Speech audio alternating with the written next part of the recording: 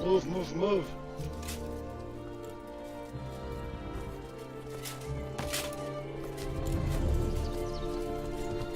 What up, everybody? We were able to get into Mortal last night and log out as a ghost, so don't have to go through the queue.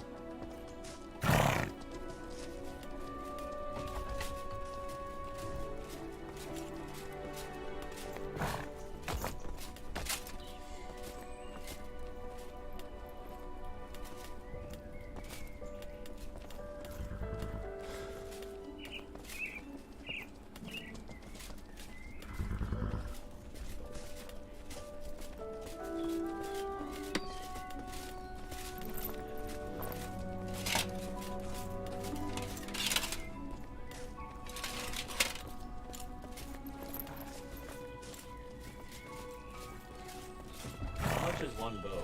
Like 100? So short bows are 65 max Yeah. total. That depends on your formula on how much is what.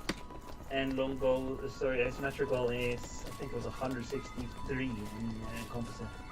Cool. Alright. Really depends on your formula. I'm gonna find out. I got the cut blade. I can Yeah. Okay. Yeah. meet you at the bow thing? Yeah. Yeah.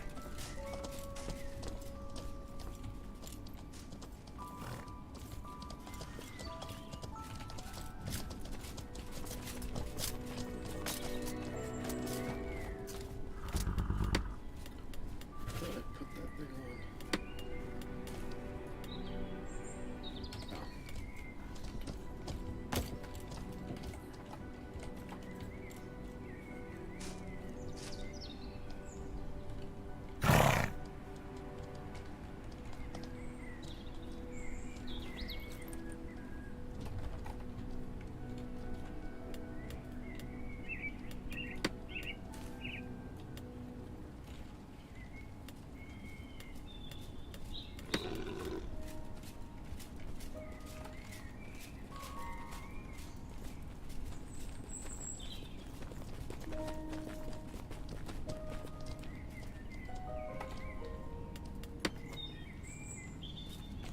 Oh.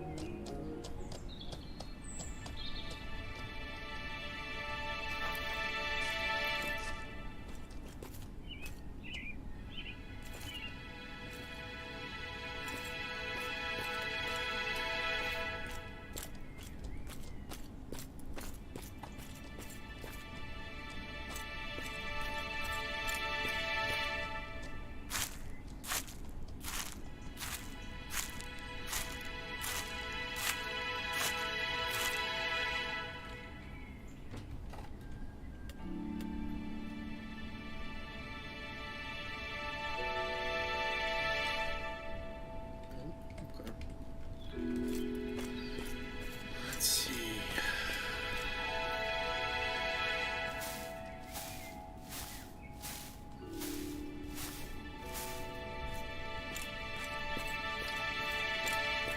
There we go, wolf brush, that'll do.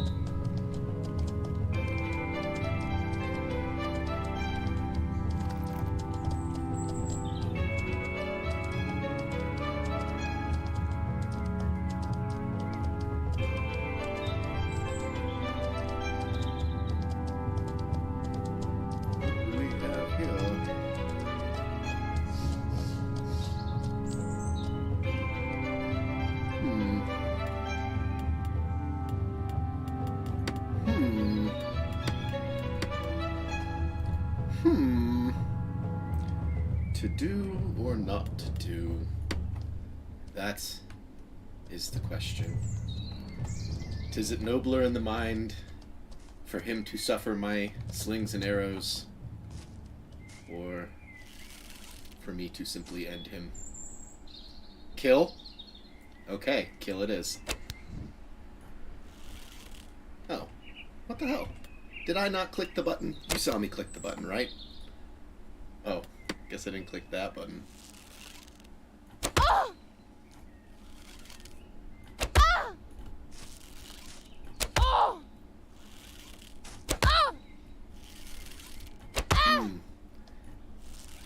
Tanky one, huh?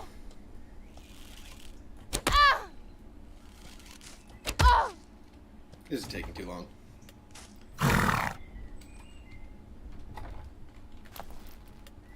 We're gonna bring out the big guns, huh?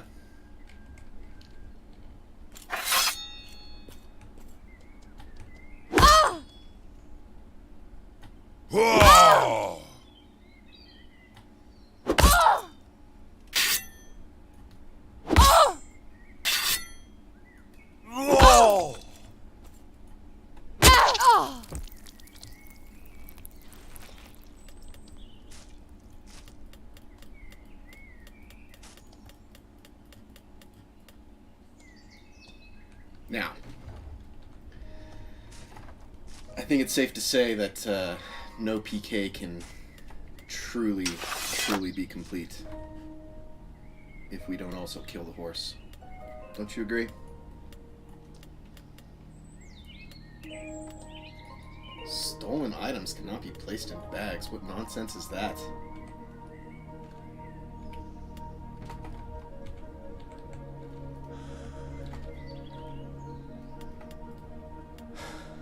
It's okay. It won't be stolen forever, right?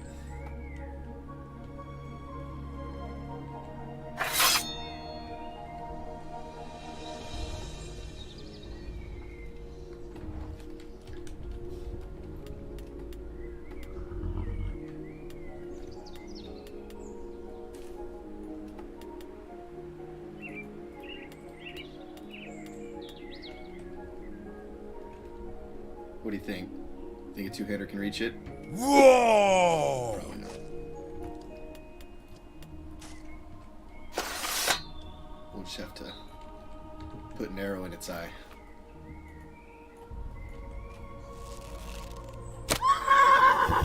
Woo! Need to train up my archery anyway.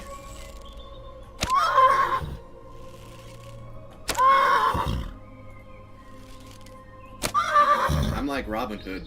See all these fucking bullseyes? I know I'm shooting from like 2 inches away. I don't care.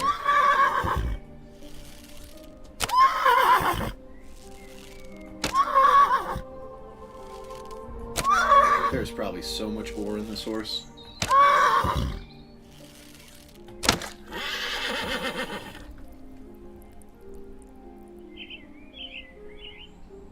Looked like for a second there I could almost reach it.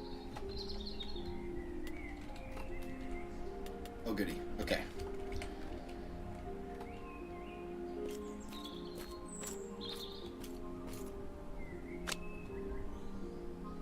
There it is.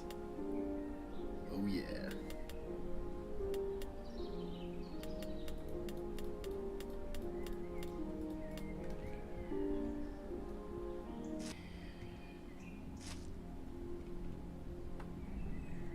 Maybe I'll just sit down a bit, be a little bit less conspicuous until I can move again.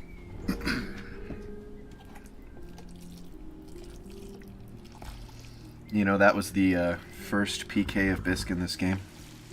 Ooh. You saw that, right? Where'd it go? Saw that passerby? At least it doesn't seem like he saw me. I could try to move before the mount knocks me off for being too fat. There we go. That's a little bit more discreet, right?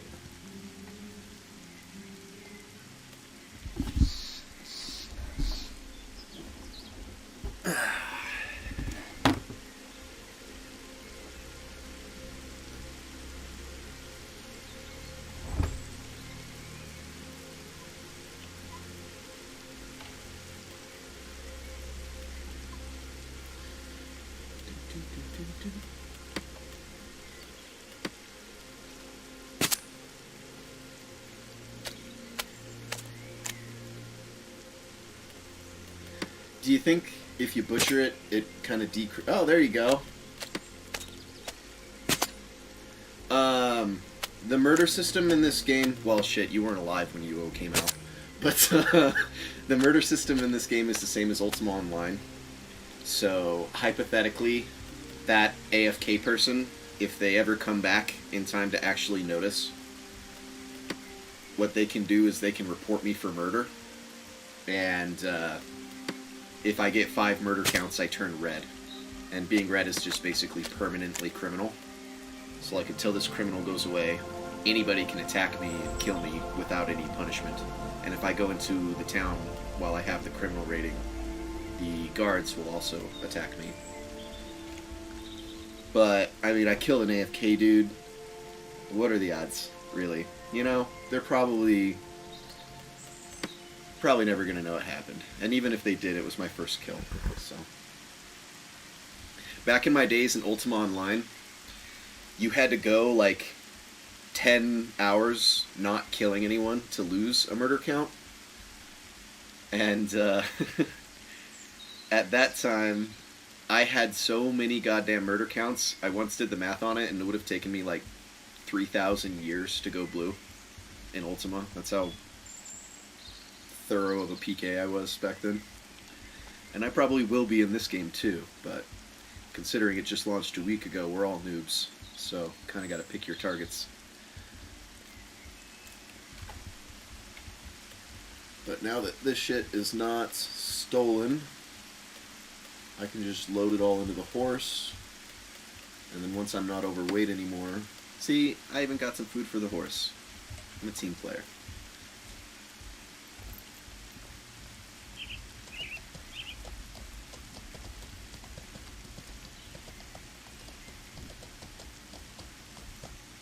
So basically, in a nutshell, the punishment is that, you know, if you're red or gray, anybody can attack you anytime, and you can't go into a town without getting attacked by the guards.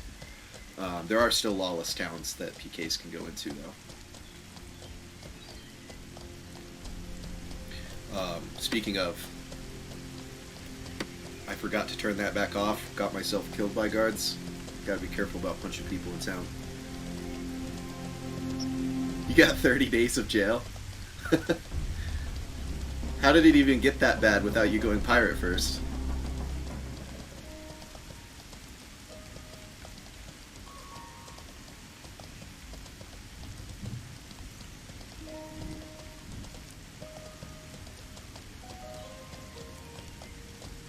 Okay, see?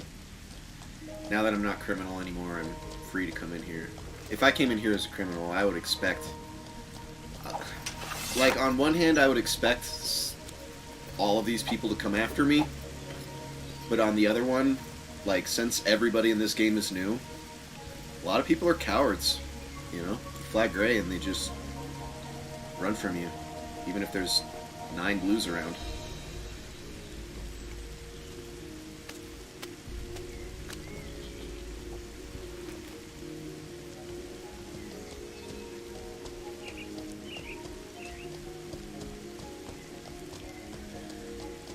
The main reason why I killed the miner was for Seth. I know he wants as much Granum as humanly possible.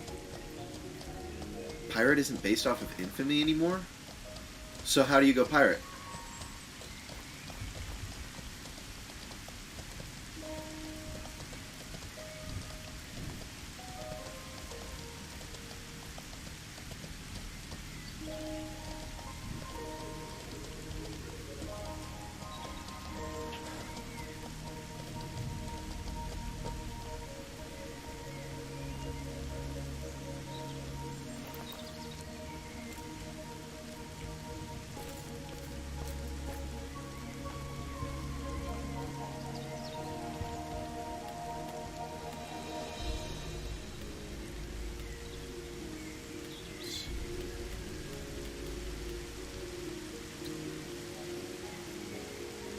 Oh, so it's just something you elect to?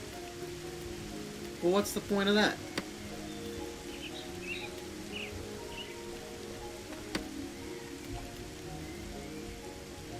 Yeah, I know a lot of people have said that Unchained is a lot better, but until they get rid of the labor system, I don't really care. if you took out the air quote pay to win elements. Like, I didn't mind that you could buy and sell patron. As a matter of fact, I liked it. It was very easy. It was a very manipulatable item.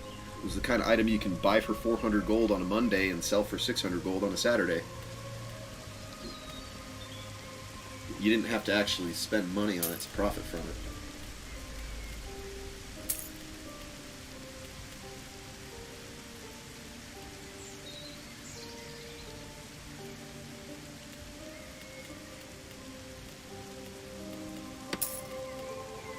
I don't even know what this is.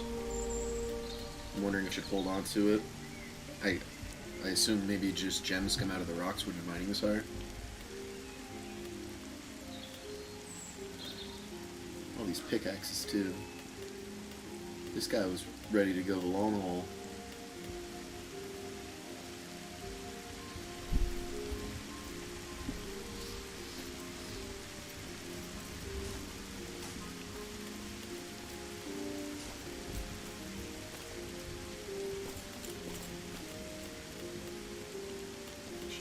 Should go back in now.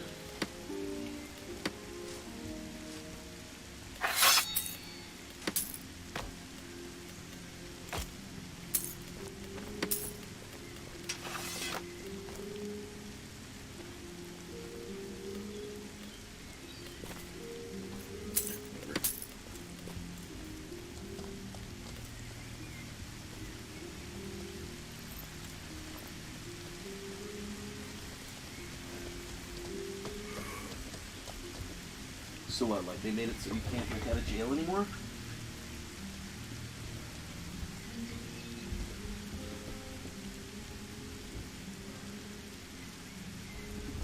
One second.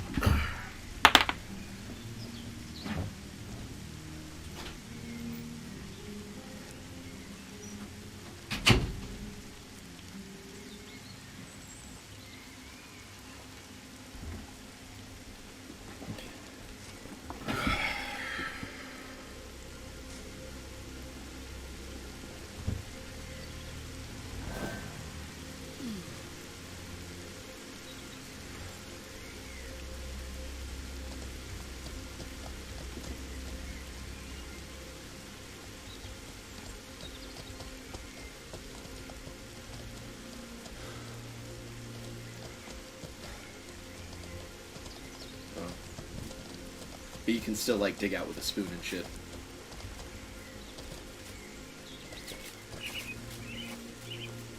That's bait.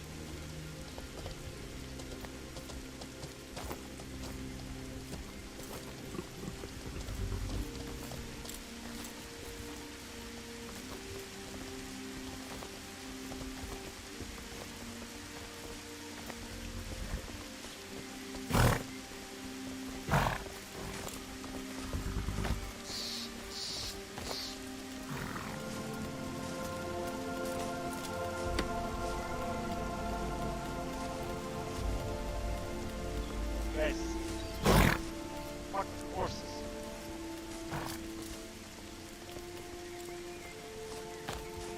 Oh, wow. You're running out of bank slots fast. That's gonna be a problem.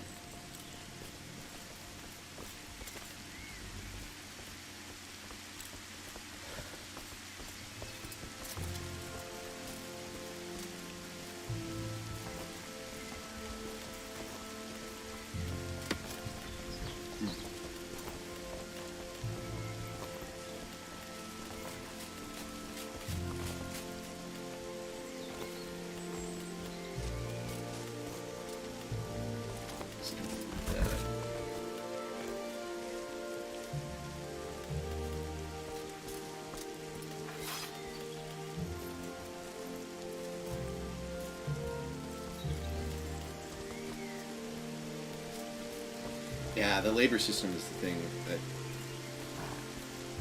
If they could just get rid of that, you know, the idea that, like, you can only grind monsters for a certain amount of time because you can't even, like, have enough labor to open their coin purses was retarded to me. If they fix that, everything else, they just need to get rid of the labor system.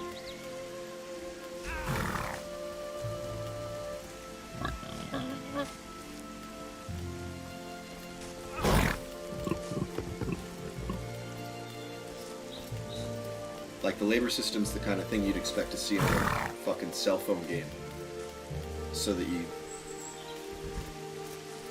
don't realize the lack of content and are forced to spread it out over a long period of time.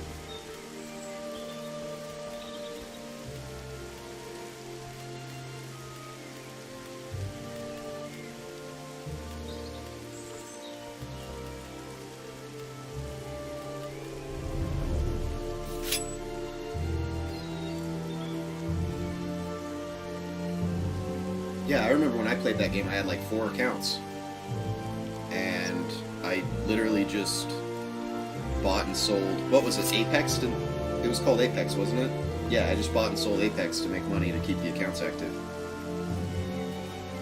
Well, and you profited enough from the labor by just using it to I just used it to caravan tax.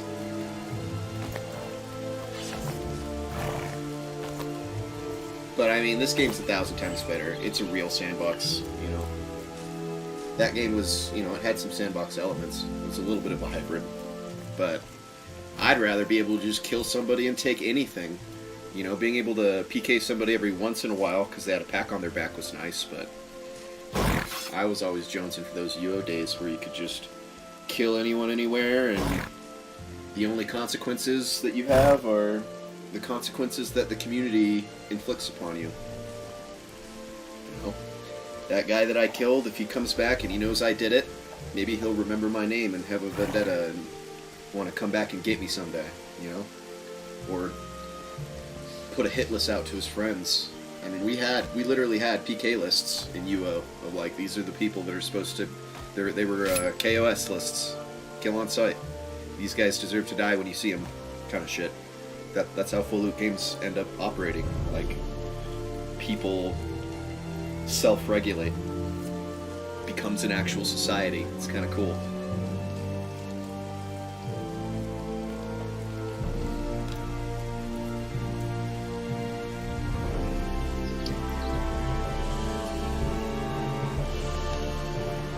See, it's funny you say that, because I've made that exact argument to so many people. There are so many people that are afraid of full loot games because they think that they attract a toxic community. But if anything, the reality is the opposite, right? Because if you're trolling people all the time, see, like, this game is as true to the sandbox genre as it could possibly be. The banks are local. There's no fast travel. If I want to go to another town, I have to ride my horse to it and take however much time it takes and risk anything that I bring with me. So if I wanted to pick up and move from one town to the other, it would be an incredibly risky endeavor. Like, if somebody caught me along the way and killed me and took all of my gold, like, it would be catastrophic, right? And the thing is that if you're constantly a troll and you're just pissing off everybody you meet everywhere, like, it's all on one super server.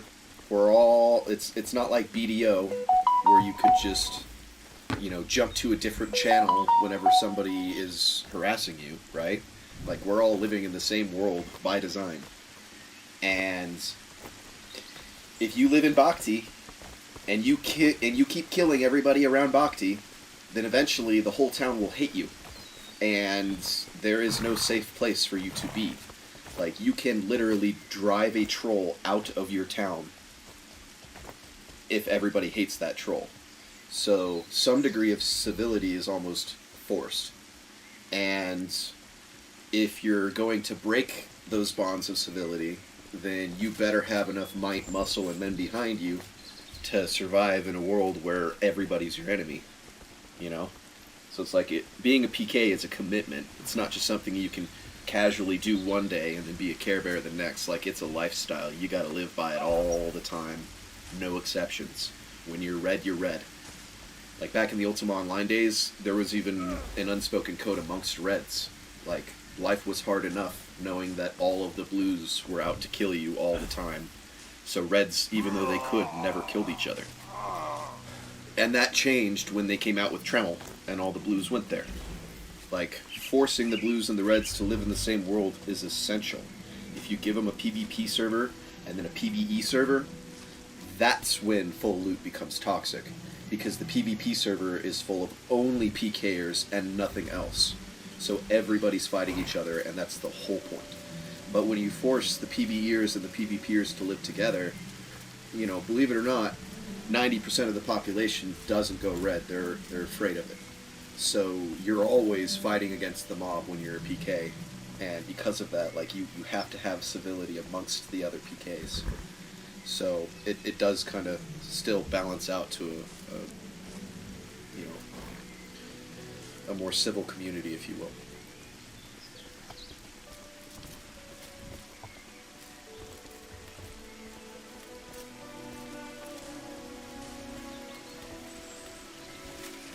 I'm just gonna throw this shit out.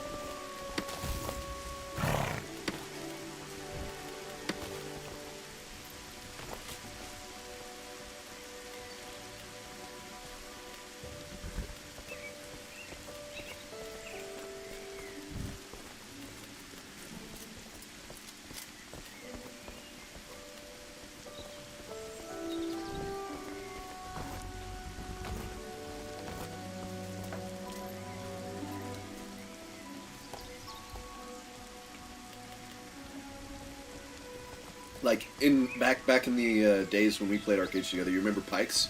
Keep talking, walking. A guy like Pikes would not be able to survive in a game like this, where like he becomes notoriously hated by the entire game. Guy like that in a game like this, they get driven out of the game entirely, or they have to go to some remote corner of the map.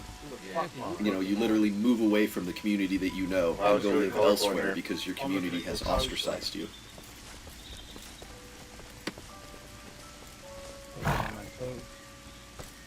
Like, I've only been playing a week, and there's already just kind of neighbors that I've gotten to know because we both hub out of backpeak. Like, there's this dude named Free Horse. He actually kind of saved my ass. I still see him all the time, you know. Yeah, well, he got driven out of Arcade because Arcade had forced PvP, right?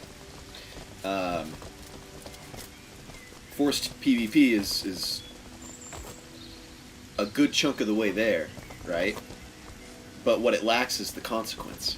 You know, forced PvP, it's like, oh, somebody killed me and, you know, that hurt my ego and made me feel bad. If you didn't bring your horses in the bank, you wouldn't have this problem. Huh. Huh. Too bad I can just shield dash through you. You could also just walk around it and tell your horse to follow you. Leave your horses outside? How the fuck do you carry your bags full of shit? You have like 4 seconds before the overweight actually slows you down. 4 seconds. And what happens when you get stuck in the middle? That sounds like a personal problem. No, this is a developer issue. They should have put bangers outside the bank, not inside this fucking building. Gonna have to fucking deal with it, man. Oh, you just did that shit.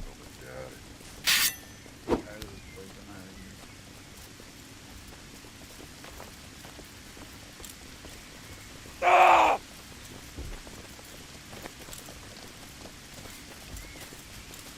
They think they're smart.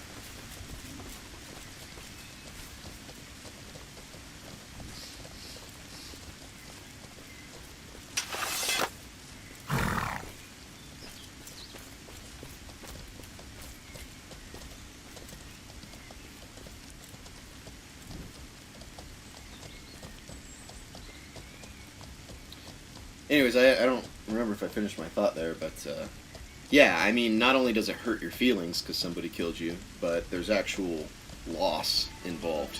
You know, there's actual consequence.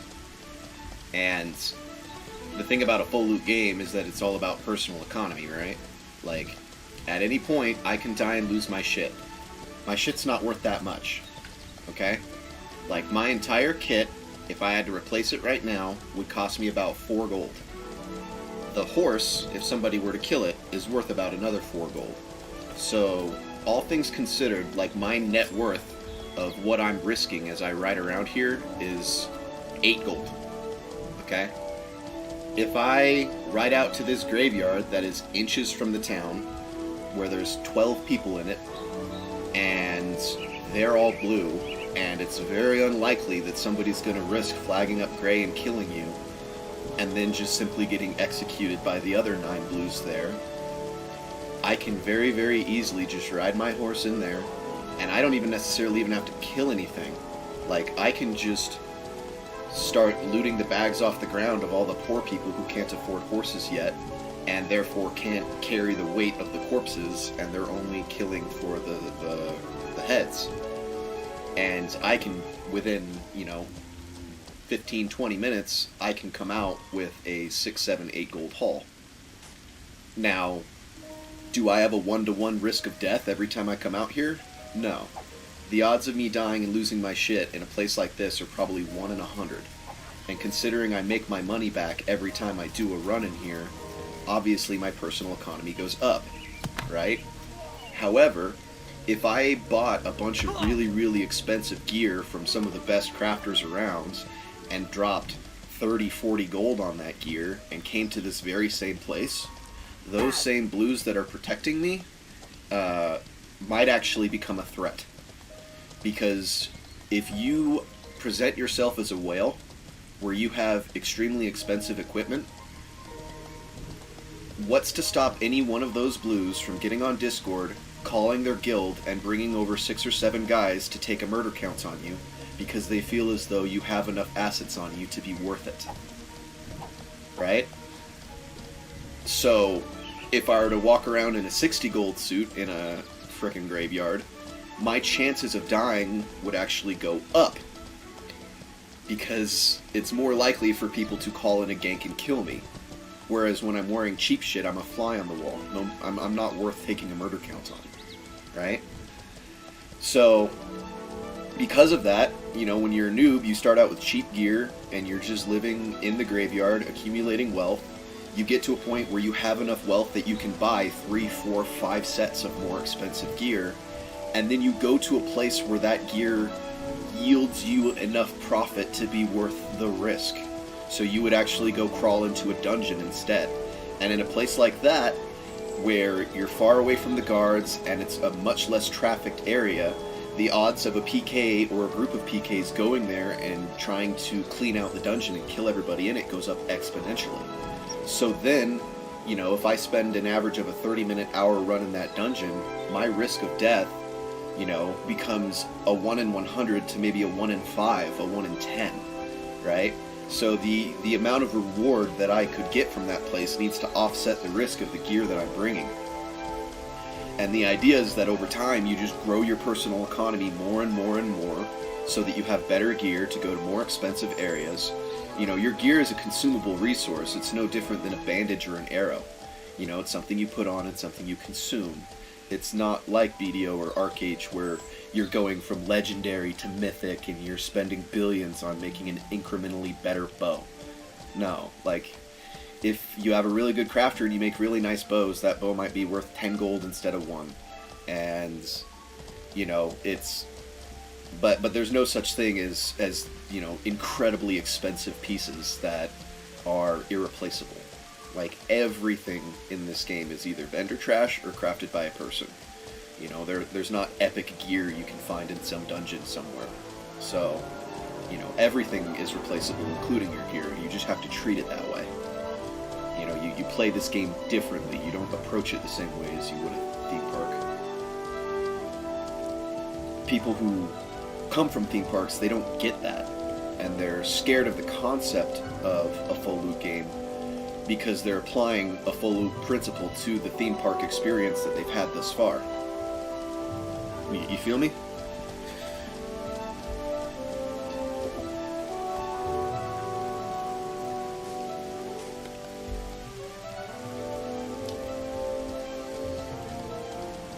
That's why you're actually capable of taking a troll and driving them out of the game. Is because if there's enough people that are killing that guy on sight that he's incapable of growing his personal economy, eventually he goes broke to where that cheap vendor gear is all he has to run around naked punching shit because he's been killed so many times that he doesn't have a penny to his name.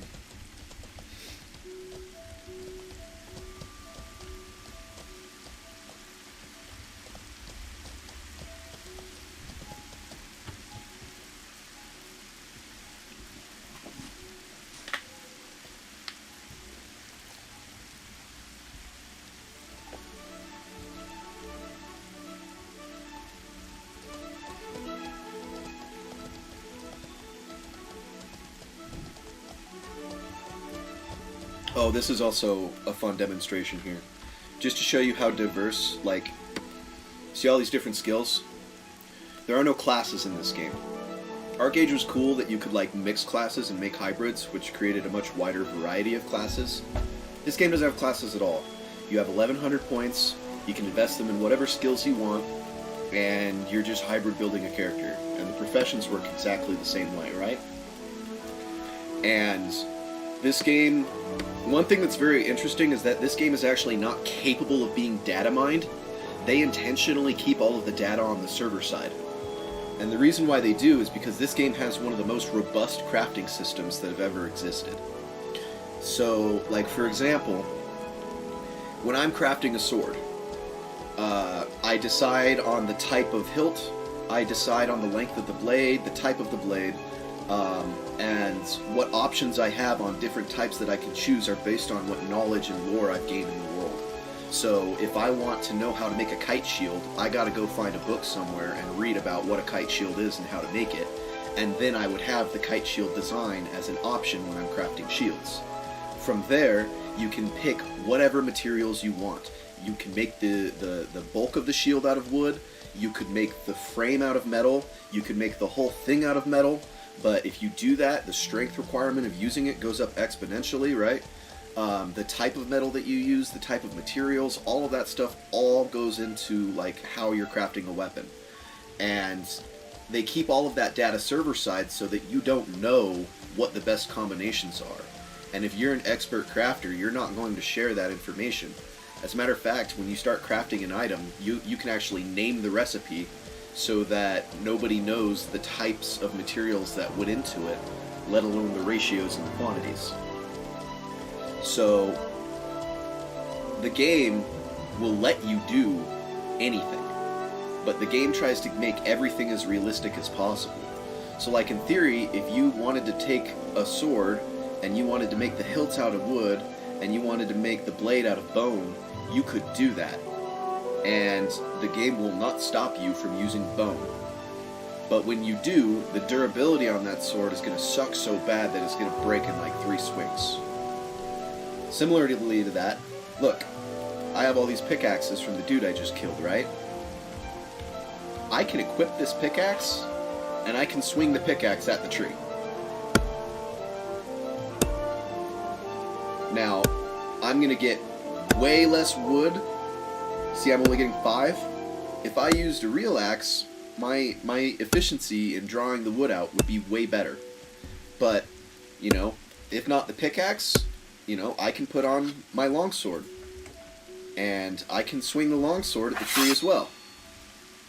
You know, this concept not only goes into gathering, but all aspects of crafting as well.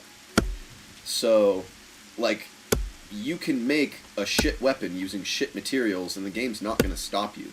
Like, you can put in something that's not made for it at all, and it'll just make a shit weapon.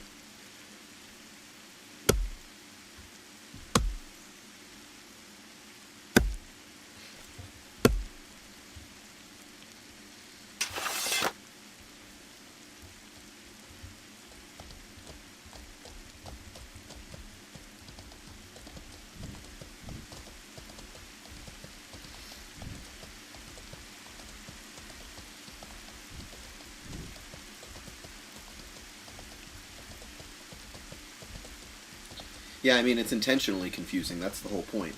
They want you to have to figure out. And, you know, intuition will get you a long way, right? Obviously, making a sword out of metal makes more sense than making a sword out of bone. Or wood. Or anything else that you could think of. From there, knowing which metals work better, you know, that's a different story. One metal might work better for blunt, a different metal might work better for slashing. So one metal might do better going into a mace versus going into a sword, and the game's not going to tell you. So the only way to know for sure is to experiment. Like, throw different shit in and see what comes out, and if you make something good, save the recipe. It's, you know, it's designed to be as realistic as life can be. As a matter of fact, one of the times that I was the most impressed with this game was when I was mining a rock off of the coast, and the rock kind of jutted into the water a little bit, and I thought I'd just swim around the rock to get to the other side because it was a little bit less visibility. I was a little bit less exposed there because I was just going to AFK for a little bit. And when I jumped into the water with my armor on, I started falling to the bottom, and I was burning all of my stamina just trying to swim up. And when I hit the bottom, like, this undercurrent just swept me away. And I was like, this game has a fucking undercurrent? That's ridiculous. But it does, you know. It tries to have realism in everything. Like, even if I come up to this tree, right, and I swing the sword, the metal hits the sword, right? But if I get too close and I try to swing again,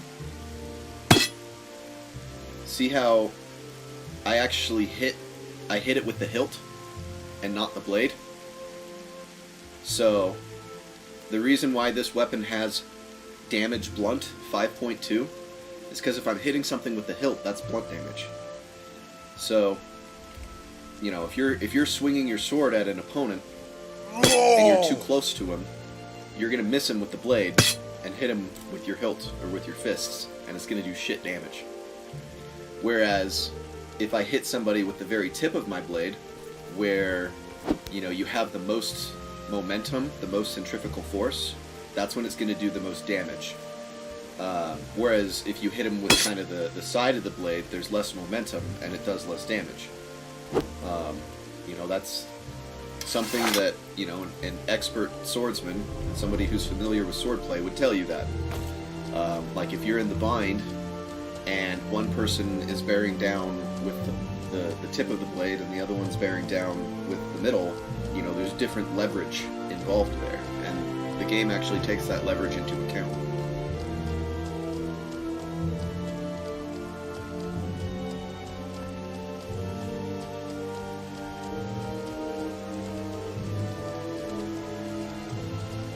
The game's also very specific in where you hit somebody too. Like, you can be kitted with a really, really nice piece of armor and a really nice shield and really nice gear, but at the same time, like, if your arms are just shitty armor and somebody hits you in the arm, like, the exact spot that you're hit is where the armor rating applies, right? You can't just be, you can't just put on like a really nice piece of armor and have that improve your armor rating and then leave the rest of you naked. If you have a naked arm and somebody hits you in your naked arm, it's going to do naked damage, no matter how nice your breastplate is.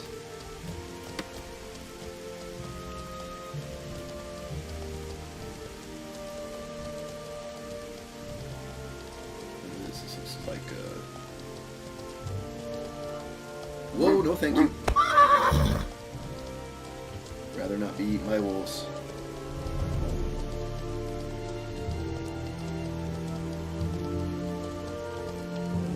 Where did you... Oh, shit, I didn't even notice that. Oh, well. Yeah, good time to get in. I got in last night doing that, and just stayed logged in. But that also means that I need to find my happy ass to town. And I'm not gonna lie, I'm slightly lost right now. I've been wandering aimlessly.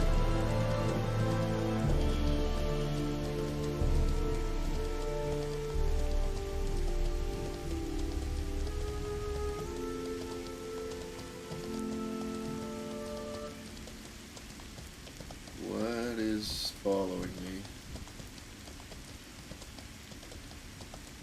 That is super sketch, and my stamina is running out. Maybe I should use the cover of the trees to kind of veer away.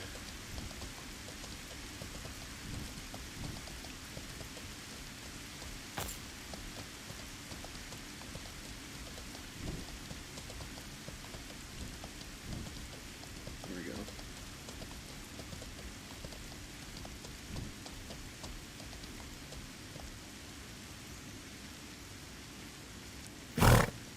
Shit, where am I?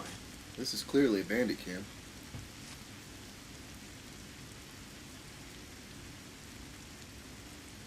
I guess worst case I'll just keep going west until I hit the river.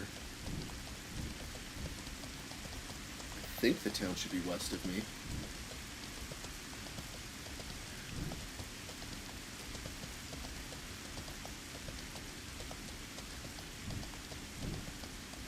The town sits between two mountains, so you can only get so lost. It's kind of part of the reason why I like Bhakti. Just, it sits in a geographically easy place to find and not get lost in, because you know you have mountains to the north and to the south, and the town's also really small, so you know, easy to figure out where all the vendors are. Are you still in Haven?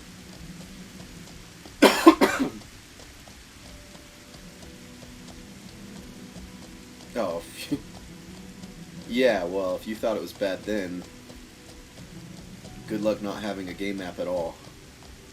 But, did you already pick a town? Because you should definitely start in Bhakti. We all began in Tindrum at first, but we've gradually migrated to Bhakti, so... Yeah. And it's tough. When I was trying to make it from Tindrum to Bhakti, I didn't necessarily get lost, but there was a point where I thought I was further than I really was, and ended up going up a mountain that I shouldn't have, and got my ass killed by a bear, and then I just had to go the rest of the way as a ghost. Had to abandon the horse that I bought and everything, so when I got to Bhakti I pretty much just had to start fresh.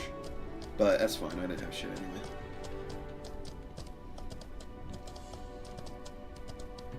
Dude, how... I'm on a road going west. How lost could I be right now?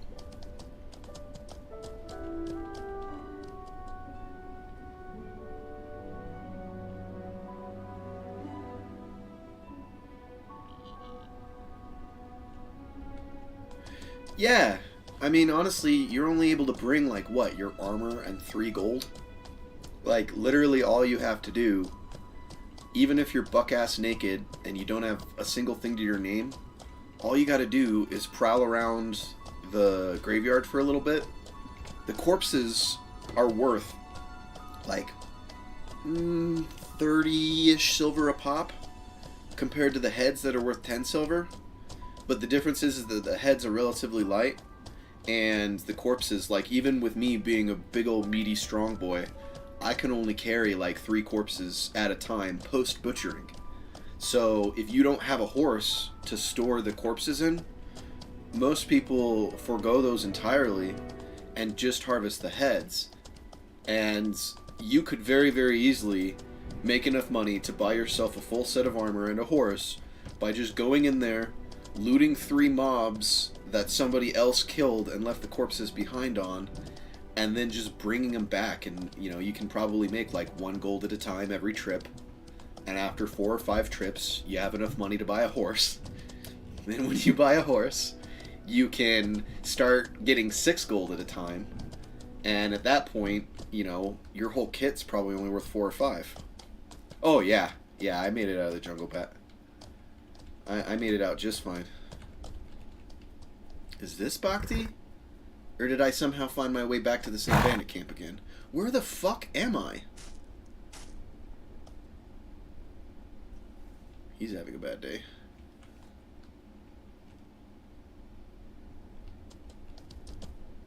I passed it? Should I still be going west? Yeah, I thought so. Okay. I somehow got completely turned around and going east again. I don't know how I even did that.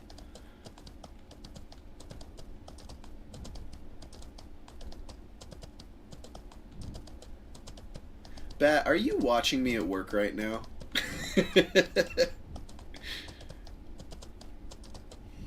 I see you.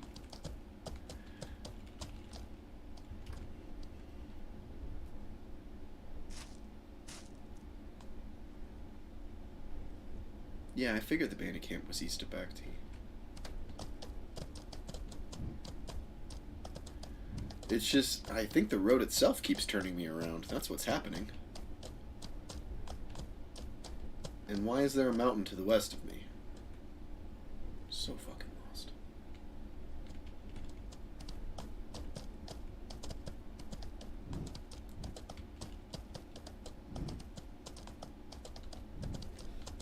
I'm looking for Bakhti. I know I'm close to it.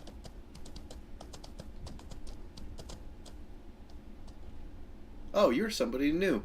Give me a follow, man. I'd really appreciate it. Ooh, fuck you, dog. This thing's gonna cause me trouble.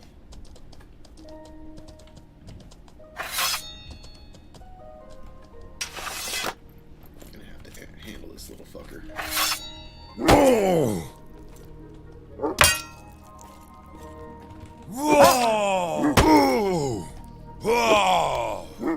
How is that not a hit?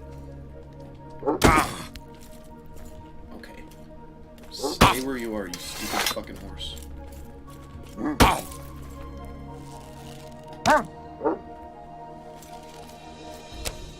That's right, run, you little bitch. Yeah, I did hit the horse. You know, it's funny, I was just explaining to Ryan Moo about how physics matter in this game, and is this thing still alive? There.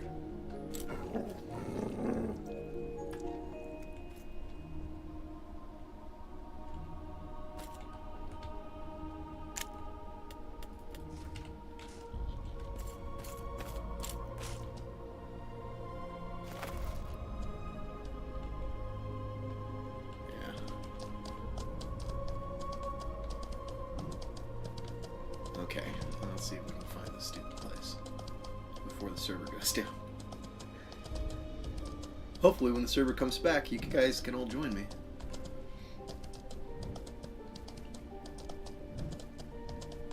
Except for back, go back to work.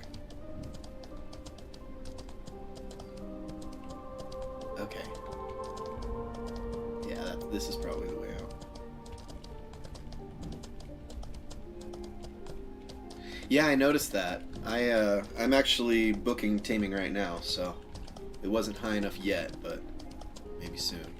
I wonder if my pet points haven't really changed.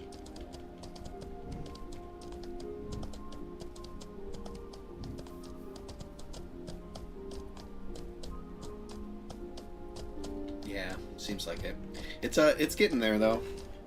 I think it's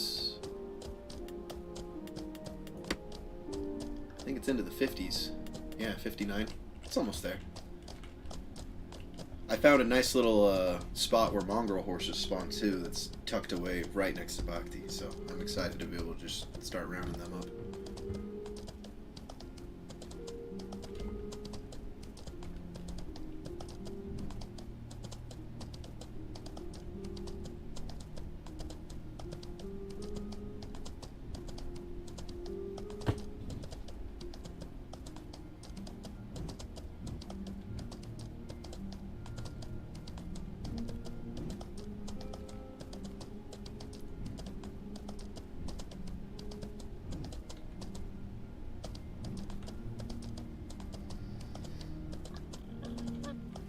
So you sound a bit more experienced, Darkla. Did you play Alpha and Beta, or are you all the way back to Mortal 1?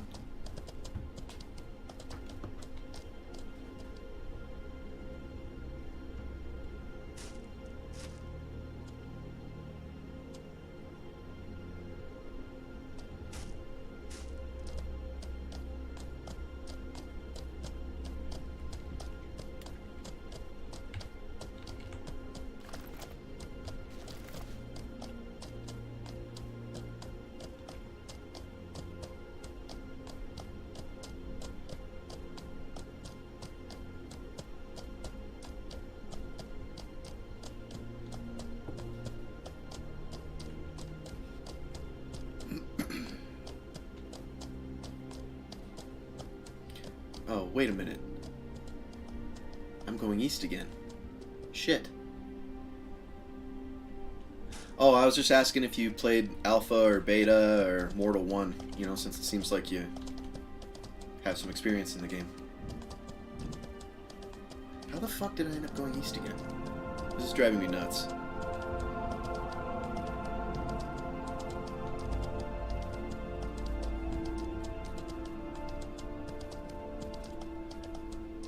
Ah. It's good that you've been able to get in.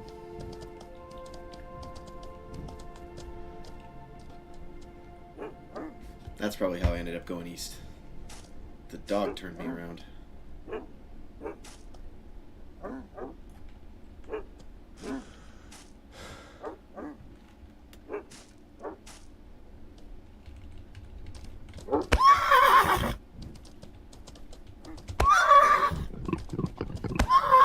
Jesus, how fast is this thing?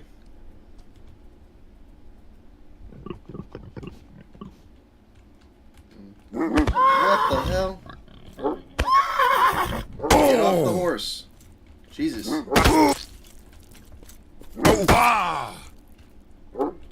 Oh my god.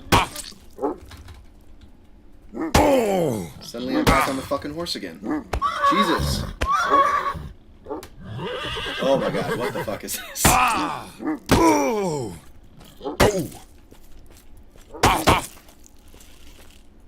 Yeah. Hopefully none of this is actually when I come back up. It's just fine.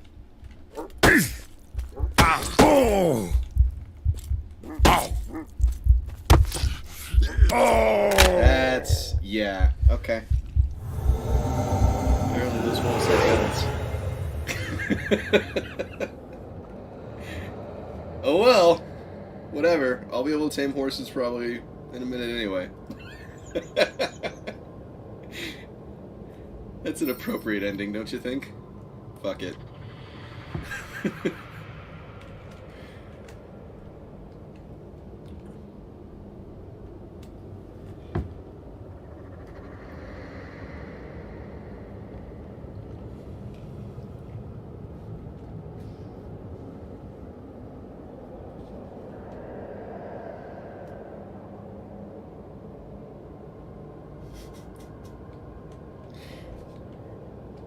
Yeah, it's okay. It was a cheap kit, right? We had all that talk about personal economy. I just lost like 8 gold. It's no big deal.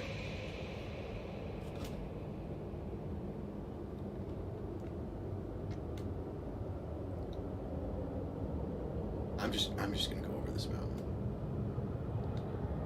I know it's probably gonna get me even more lost, but I know if I can hit the river, I can find my way back from there. Boy, I don't even know yet, man. Initially, I just knew that I was wanting to be a strength-dominant class because, you know, everybody in our group kind of was trying to spread out our builds a little bit. So we already had a couple of mages and a couple of archers and shit. So I was thinking I'd go melee, but as time's going on, honestly, whenever I can't get into this game, I find myself playing Mountain Blade. And I really like playing as a horse archer on that one. So I think I'm going to start moving towards just doing the entire mounted tree, the entire archery tree, and then I think I'll have enough points left over that I can probably have a decent chunk invested into taming as well. That's probably where I'm going to go with it.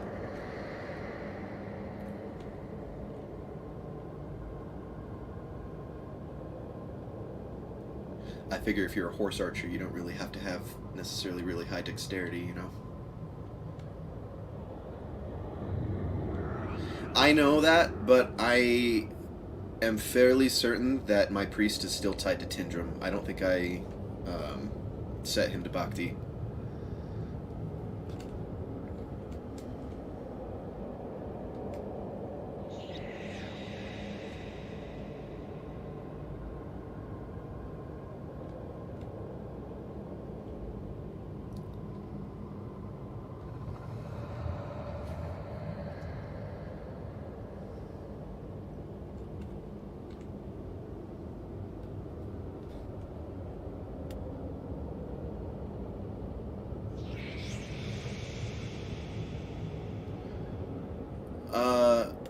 Oh, so if you hit priest instead of home, is what you're saying?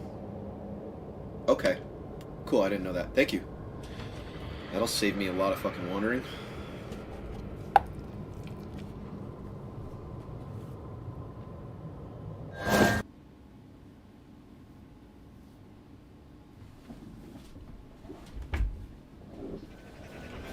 Okay. See? That's almost worth losing the horse. Just being able to get back here. Fuck.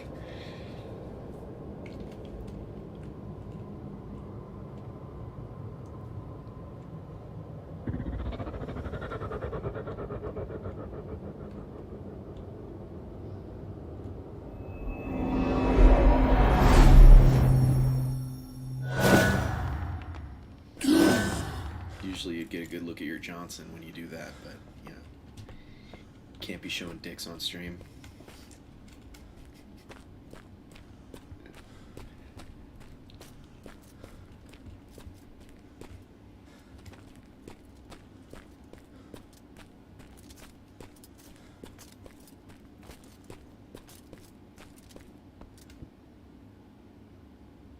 Oh, I am frozen. There we go. Alright. Hopefully, if it's just normal maintenance, usually that's about 30 minutes, so I'll probably be back then. So, see you guys soon.